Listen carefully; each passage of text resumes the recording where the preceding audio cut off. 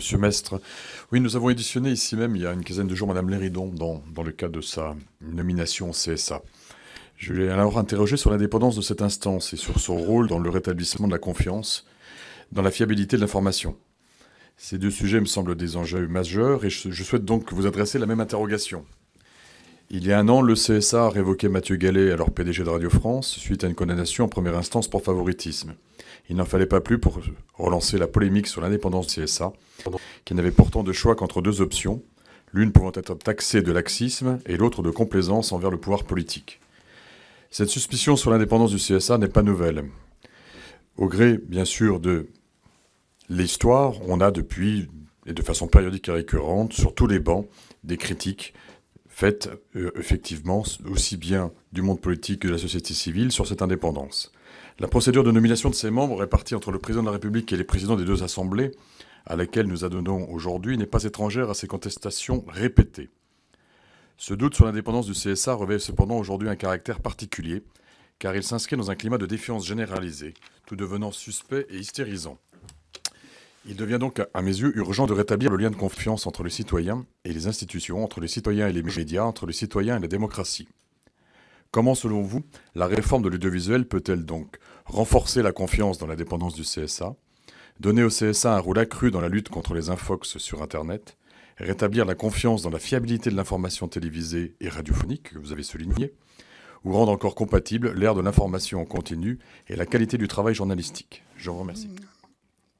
Vous m'avez posé la question, monsieur le député, sur la suspicion qui pèse sur l'institution. Je n'ai pas cette perception pour ma part. Vous n'en serez peut-être pas surpris. Je crois pas. Je crois qu'on a des signes quand même de confiance vis-à-vis du CSA qui se manifestent. Je vous disais l'explosion du nombre de saisines en direction de l'institution qui a marqué l'année écoulée. Je pense que le mode de désignation des membres du collège par des autorités différentes ça permet quand même de préserver l'autonomie et l'indépendance de l'institution.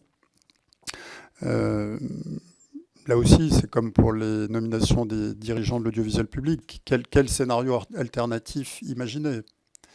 On peut imaginer d'autres scénarios. Est-ce que ce serait mieux d'avoir des membres désignés dans les grands corps de l'État? Mais les grands corps de l'État, ils sont très critiqués eux aussi, comme vous le savez, hein, y compris dans les enceintes parlementaires, où l'entre-soi des grands corps, entre guillemets, peut aussi faire l'objet de critiques.